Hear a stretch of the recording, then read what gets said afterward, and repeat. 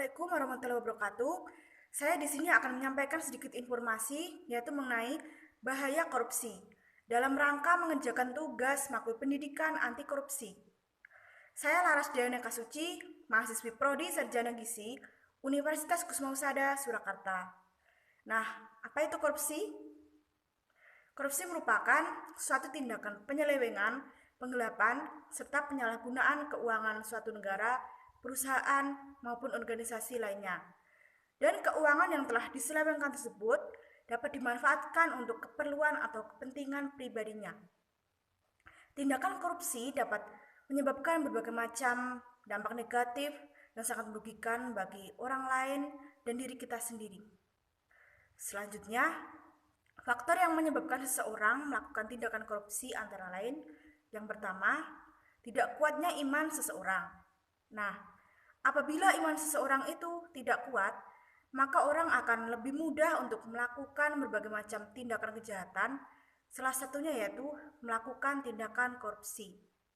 Yang kedua, lemahnya penegakan hukum pada suatu negara.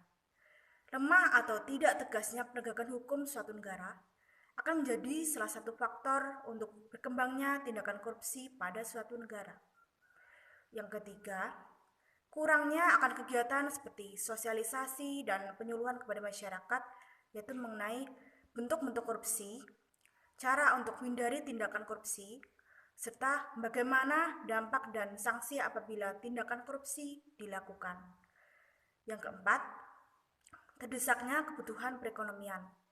Nah, apabila seseorang ini mengalami kesulitan dalam memenuhi kebutuhan ekonomi keluarganya, maka orang tersebut akan melakukan tindakan apapun demi kebutuhan keluarganya tetap terpenuhi. Salah satunya yaitu dengan cara melakukan tindakan korupsi apabila orang tersebut malas untuk bekerja. Yang kelima, pengaruh lingkungan.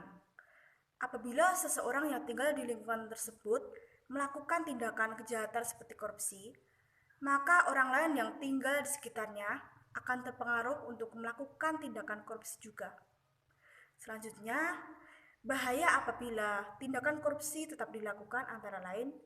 Yang pertama, korupsi dapat menghambat serta merusak perekonomian suatu negara, sehingga cita-cita yang akan dituju negara akan sulit untuk tercapai.